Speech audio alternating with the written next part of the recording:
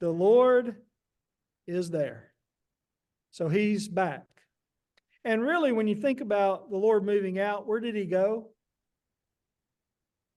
He went to Babylon. He went to his people. Because he always wanted, we're going to see that when we go through the book.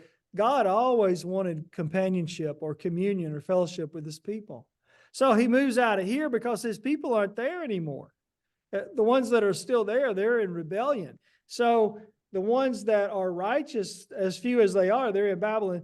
And then eventually at the end of the book, you're going to have this vision of the restoration of the temple at the end. And God is going to come back to Jerusalem from what direction? From Babylon's direction. He's going to come from the east. And he's going to move back into his temple at the end of the book. So you've got God is not there because he moved out. Then God is there because he moved back after the 70 years.